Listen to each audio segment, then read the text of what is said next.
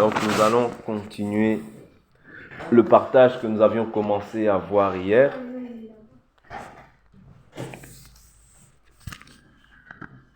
Est-ce que quelqu'un se souvient?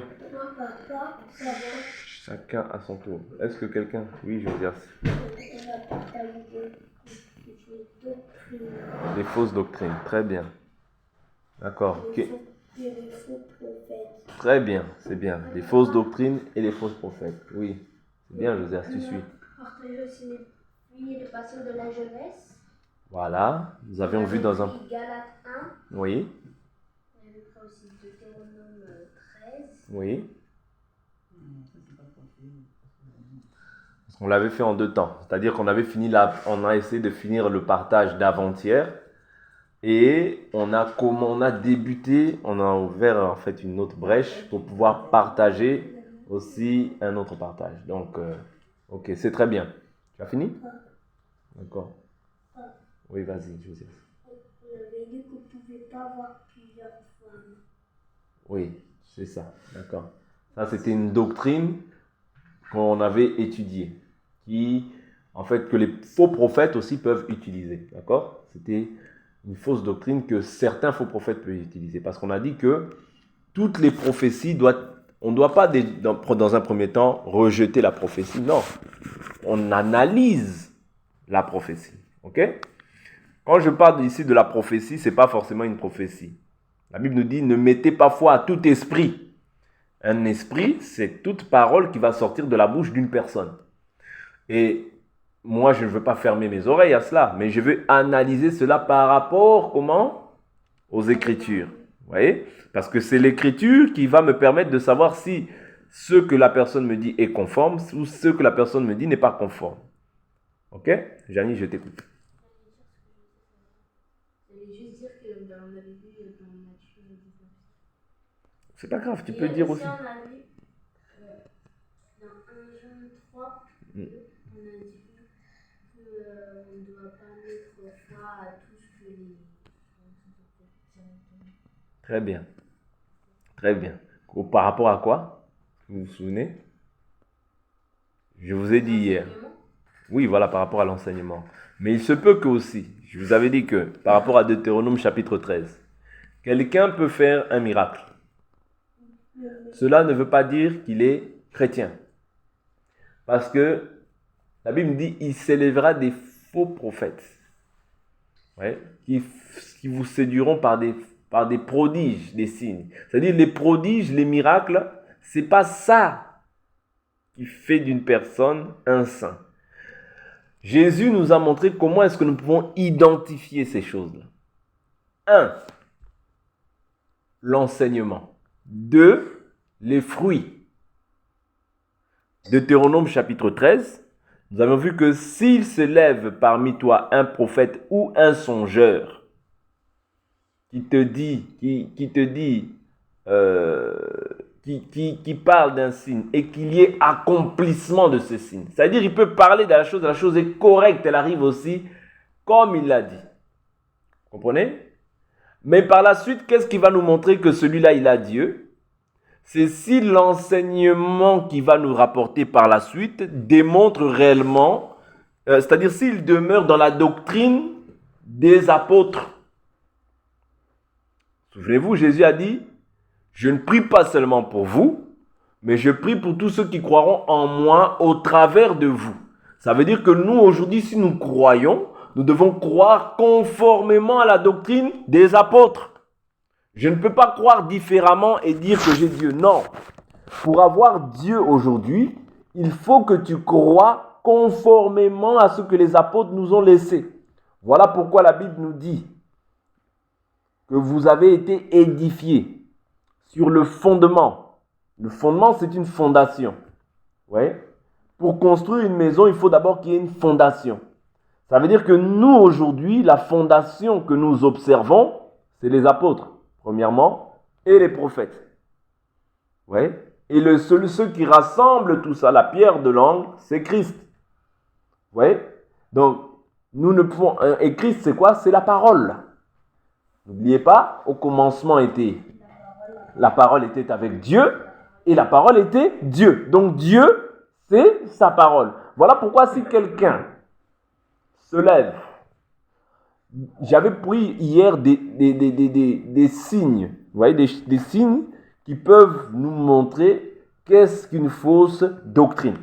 Repartons un peu dans l'écriture que nous avions commencé à traiter hier par la grâce de Dieu. Donc nous sommes dans le livre de 1 Jean au chapitre 4, verset 1. La Bible nous dit, bien-aimés, ne vous fiez pas à tout esprit. Je reprends. Bien-aimés, ne vous fiez pas à tout esprit.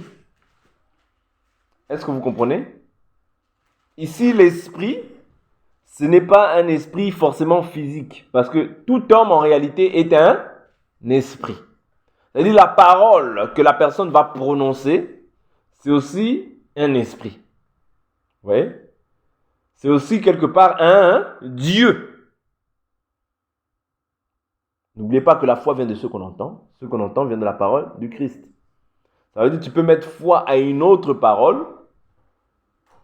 Et si tu crois à cette autre parole, tu vas être emporté dans cette voie-là. Et si c'est un faux Dieu, tu seras en communion avec les faux dieux. Quand on parle des faux dieux, ici on parle des démons. Vous comprenez? Est-ce que vous comprenez? Facilement, tous ceux qui ne sont pas dans la doctrine de Jésus, dans la doctrine des apôtres, ils sont dans la doctrine des démons.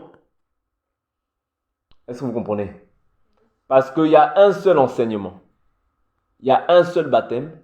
Il y a une seule foi. Il n'y en a pas deux. Il y a un seul évangile. Il n'y en a pas deux. Vous comprenez? C'est-à-dire si quelqu'un vous apporte un autre évangile, c'est un autre Dieu qui vous amène. Et si vous vous y mettez foi, vous vous éloignez du véritable Dieu. Est-ce que vous comprenez?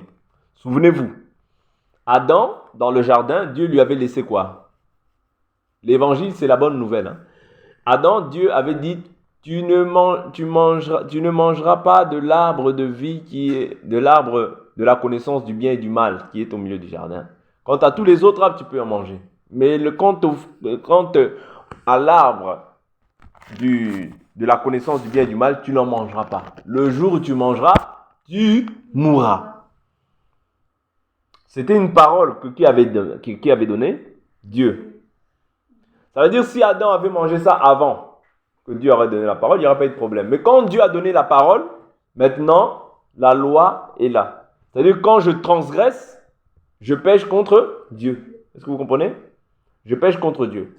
Donc là, quand Dieu met la loi, vous voyez, la Bible nous dit que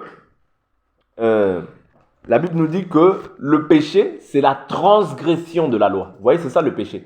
Quand on va au-delà de ce qui est écrit. C'est-à-dire, quand on ne respecte plus la loi de Dieu, alors on pêche. Adam ayant transgressé, le péché est entré. Pourquoi? Parce que c'est-à-dire la femme a mis foi à ce que le serpent a dit. C'est-à-dire ils ont écouté un autre enseignement. Est-ce que vous comprenez? Un autre enseignement, une autre parole venant du serpent. Voilà pourquoi il est très important de ne pas mettre foi à tout esprit. Parce que c'est en écoutant que la femme a mis foi. Ici, on peut dire ça comme ça, mais il faut faire très attention. C'est-à-dire, je vous dis toujours que pour bâtir, c'est dur. Mais pour détruire, en une fraction de seconde, tu peux détruire ce pourquoi tu as mis même 10 ans à construire. Voilà pourquoi on ne rigole pas avec la foi. Il y a une seule foi, un seul évangile, un seul baptême. Ne te dis jamais qu'un catholique est chrétien. Non, c'est faux. Peut-être, il n'y a pas de peut-être, ils ne sont pas dans la doctrine. Ne te dis pas aussi qu'un protestant ou un évangélique confesse la doctrine de Christ. Pourquoi? Parce que Jésus n'est pas venu apporter des religions à proprement dites. Des religions dénominationnelles. Non, Jésus est venu apporter la foi. C'est-à-dire celui qui croit, vous voyez, sera sauvé. Mais croire là, c'est croire comment? Comment est-ce que tu crois? Tu crois en quoi? Tu crois en qui? Est-ce que vous comprenez? Ta foi, c'est ce qu'il y a de plus précieux dans la vie. Ta foi, c'est ce qu'il y a de plus précieux dans ta vie. Si tu perds ça, c'est un trésor que tu viens de perdre. Voilà pourquoi Jésus nous dit que là où est ton cœur, c'est là aussi est ton trésor. Or, nous, le trésor que nous avons, la richesse que nous avons, c'est la foi que nous avons reçue en Christ. C'est pas moi qui dis ça, c'est le livre de Romains. Prenons cette écriture. Romains. Prenons l'écriture. Romains.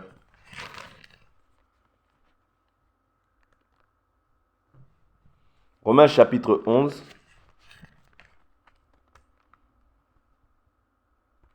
Romains chapitre 11, verset 11. La Bible nous dit: je dis donc, ont-ils trébuché afin de tomber? Certes non. Mais par leur chute, le salut a été donné aux païens afin de provoquer leur jalousie. Or, si leur chute a été la richesse du monde, vous voyez, leur chute a été la richesse du monde et leur défaite, la richesse des païens. Est-ce que vous comprenez? Donc, ce que nous recevons, la foi, le salut, c'est toute une richesse que tu reçois. Oui, venant de Dieu. Voilà pourquoi, souvenez-vous de l'homme riche. Lorsque Jésus le voyait, quelle était sa richesse? Sa richesse, c'était quoi? C'était la loi.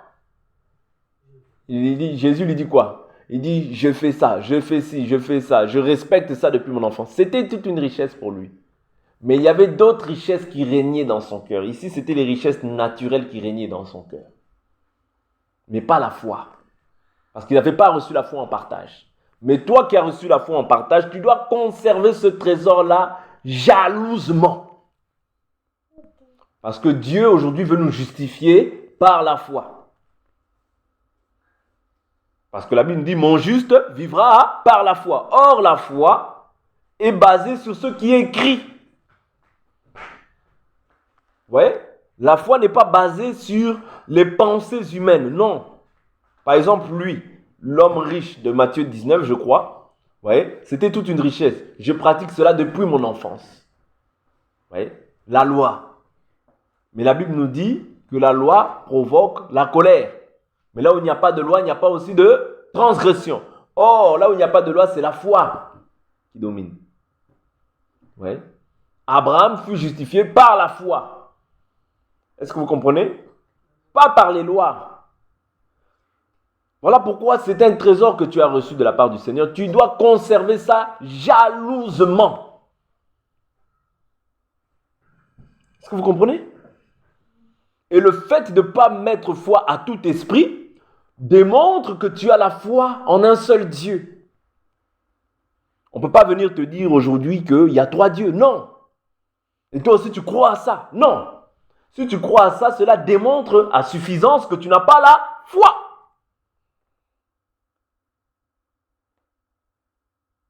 Est-ce que vous comprenez? Parce que la foi est basée sur ce qui est écrit. La doctrine qu'on vous dit, c'est quoi? C'est l'ensemble des Écritures qu'on met en pratique pour la gloire de Dieu. Par ça, par là, par ce moyen-là, on demeure fidèle à Dieu.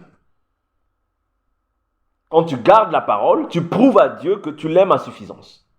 Jésus a dit quoi? Vous êtes mes amis si vous faites ce que je vous commande. Vous voyez? Donc, si tu veux être l'ami de Jésus, vous voyez, il faut que tu gardes la parole. Il faut que tu gardes la foi. Et Dieu approuvera aussi tes voies.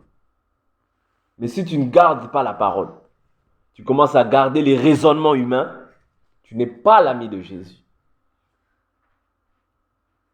Est-ce que vous comprenez? Abraham fut appelé ami de Dieu. Pourquoi? Parce qu'il gardait la foi. Il a gardé la foi. Vous voyez? Voilà pourquoi il fut appelé ami de Dieu. Or, nous sommes héritiers, vous voyez, fils d'Abraham par la foi. Vous voyez? Parce qu'Abraham, c'est le père de la foi. Nous aussi, comme nous croyons en Jésus, nous sommes aussi fils d'Abraham par la foi. Héritier aussi selon les promesses qui avaient été faites à Abraham. Vous voyez? Si tu le crois, c'est ton partage. Est-ce que vous comprenez? C'est ton partage. Tu as le droit à cela. Parce que les promesses qui avaient été faites à Abraham et à sa descendance s'accomplissent en Christ. Et toi, comme maintenant tu as cru en Christ, tu es bénéficiaire de toutes ces promesses. Voilà pourquoi ne néglige pas la foi que tu as reçue. C'est toute une richesse.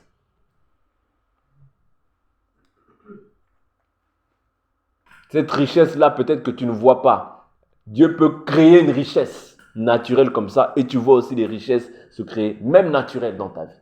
Mais c'est d'abord une richesse spirituelle pour faire prospérer l'âme. Voilà pourquoi la Bible nous dit « Je désire que tu prospères à tous égards, comme prospère d'abord l'état de ton âme. » Donc c'est d'abord ton âme qui doit prospérer. Comment? Par la parole, par la prière. Mais les faux prophètes, eux, vont te montrer quoi? Un exemple de faux prophète. Ils pensent qu'aux choses de la terre. Eux vont te dire, tu es maudit parce que tu n'as pas telle ou telle chose.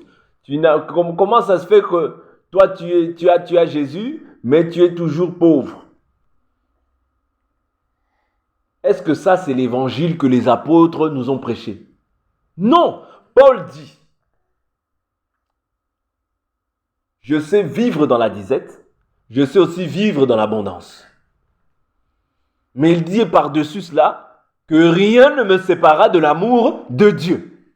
Ni la persécution, ni la soif, ni la faim, ni le péril, ni le dénuement, ni les êtres d'en haut, ni les êtres d'en bas, ni les anges, ni la mort, ni la vie. Rien ne nous séparera de l'amour de Dieu. Ça veut dire qu'un enfant de Dieu aussi peut traverser des moments difficiles. Vous voyez? Mais le psalmiste dit quoi?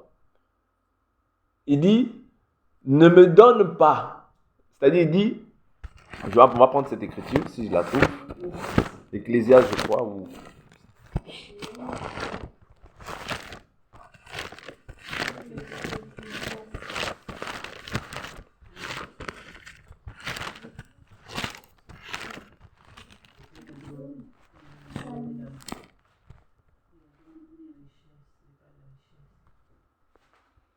Il dit, ne fais pas de moi un homme pauvre, mais ne fais pas de moi non plus un homme riche.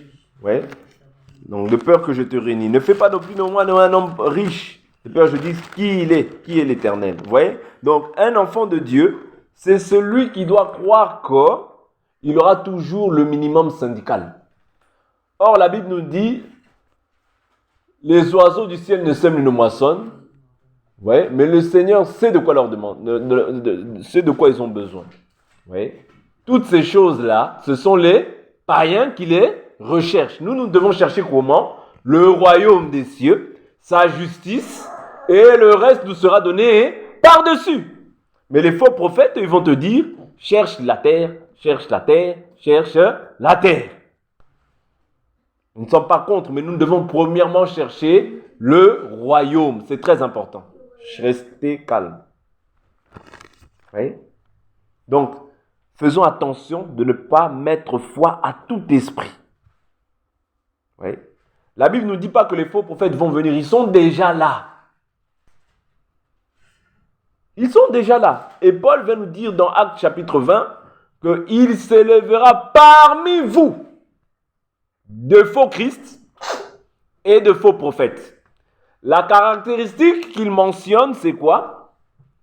Ils attireront les disciples après eux et non après Christ. Vous voyez? Quand tu vois quelqu'un qui cherche à ce que les gens le suivent lui, sa doctrine à lui, ceux qui pensent lui, et non pas qui fixent leur regard vers Christ, comprends que cette personne-là est un envoyé du diable. Est-ce que vous comprenez? Toi, tu t'appelles, je ne sais pas, Kimbangu, tu es parti faire le Kimbanguisme. Comprends que c'est du diable. Est-ce que vous comprenez? Donc c'est ça, c'est-à-dire les gens cherchent à attirer. Donc toi, tu t'appelles peut-être Patrick, tu vas faire les patriciens. C'est du diable. Il y a les patrickistes, c'est du diable, ça n'existe pas. Vous voyez? Dans la Bible, on a parcouru ça, ça n'existe pas. La Bible nous dit, c'est fut, dans Actes chapitre 11, 25, la Bible nous dit, c'est fut pour la première fois à Antioche que les disciples furent appelés comment? Chrétiens. Parce que Jésus a dit quoi? Allez, faites de toutes les nations mes disciples. Ça veut dire que quand on voit quelqu'un qui veut faire d'une personne son disciple à lui en particulier, sache que cette personne-là va avoir la semence d'un homme et non pas la semence qui vient de Dieu. Or, nous sommes l'épouse de Christ, vous voyez? Donc, l'épouse doit écouter seulement son époux. C'est-à-dire, Dieu dispose des ministres pour qu'ils puissent leur parler de leur époux. Afin que quand il reviendra, que nous puissions voir nous voyons déjà les signes de son avènement. Parce que les signes qui nous a été relatés dans la parole, nous voyons aussi ces signes-là s'accomplir. Voilà pourquoi nous croyons que ce que Jésus a dit est vrai et qu'il revient bientôt. Et nous, par rapport à cela, nous devons faire attention à garder nos robes pures, nous garder pures. De ne pas nous laisser emporter facilement par des doctrines étrangères. Parce que si nous nous laissons emporter facilement, nous allons nous éloigner de ce que Dieu a placé au-devant de nous. Nous allons perdre nos couronnes. Est-ce que vous comprenez? Or, Paul dit quoi? Je cours afin d'obtenir le prix de la course. Vous voyez? Je cours afin d'obtenir le prix de la course. Donc, tu dois courir de manière à courir conformément aux Écritures. Ne cours pas pour t'éloigner davantage. Non. Paul dit, de peur qu'après avoir prêché les gens, que je sois même disqualifié. Vous voyez, tu peux être disqualifié. Voilà pourquoi il faut prendre garde.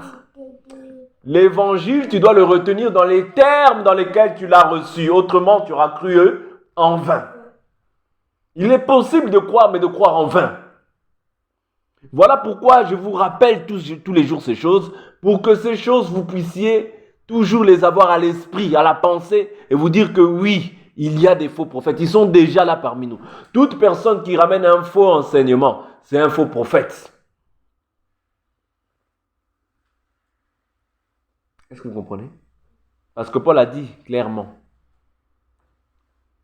Je vais prendre cette écriture.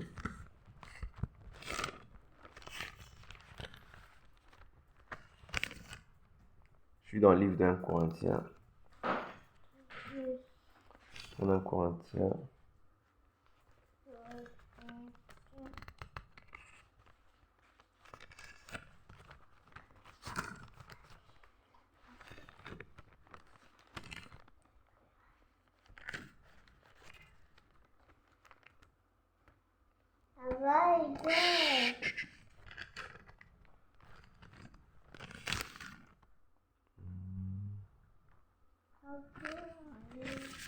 L'écriture qui parle de notre ne relever ni de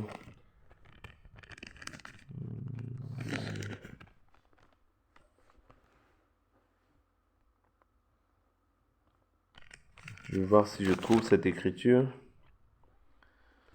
Nos paroles ne reviennent.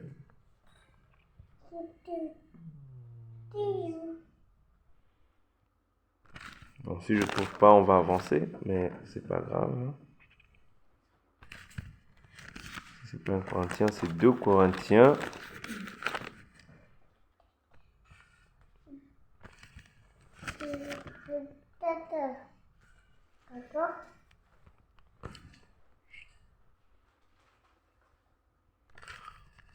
Nos mobiles ne relevaient ni de motif ceinture.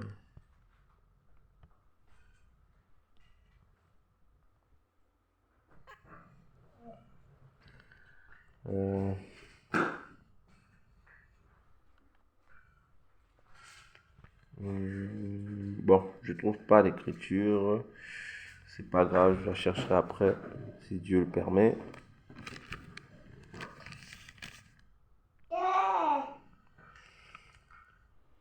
L'écriture dit que notre prédication ne reposait ni sur des mobiles impurs.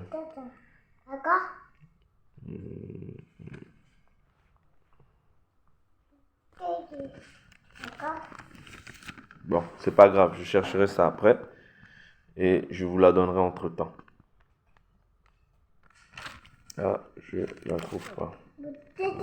Je sais que c'est dans 1 Corinthien. Je sais que c'est dans 1 Corinthien ou 2 Corinthiens. Bon, c'est pas grave. Donc ici, ce que nous devons comprendre par là, c'est quoi? C'est que les faux prophètes, les fausses doctrines sont déjà présentes. Maintenant, nous, ce à quoi nous devons nous attacher, c'est de veiller. Ouais, de veiller afin de ne pas perdre le fruit du travail qui a été déjà achevé. Parce qu'il y a un travail déjà qui a été achevé dans vos vies. Maintenant, nous devons veiller. Vous voyez, parce que de même que le blé a été semé, vous voyez, mais il y aura aussi l'ivraie qui va venir dans le champ pour pouvoir aussi détruire. Mais la Bible nous dit laissez les deux croître. Vous voyez, laissez les deux croître ensemble. Donc nous, on ne peut pas faire en sorte que les faux prophètes s'en aillent. Non, ils seront là. Vous voyez, comme étant le diable qui vient persécuter les chrétiens, le diable aussi sera là. Même si aujourd'hui tu pries que le diable ne soit plus là, il sera toujours là parce que là, aujourd'hui, le diable travaille. Vous voyez, jusqu'à un temps bien précis. Le diable sera là, il travaille. Il travaille avec les faux prophètes, ouais, avec les faux docteurs. Mais toi maintenant, ce que tu dois faire, c'est veiller sur la semence qui a été posée en toi. Veiller sur l'enseignement, ouais, ne pas mettre foi à tout esprit, ne pas te laisser séduire facilement par les faux prophètes. Ouais, voilà pourquoi cette parole qu'on vous donne, c'est une lumière pour vous, afin que nous tous, d'un commun accord, nous puissions persévérer dans cette parole. Ouais, et que tous ensemble, nous puissions voir le Seigneur en ce jour-là. La Bible nous dit, reconnaissez à ceci l'Esprit de Dieu.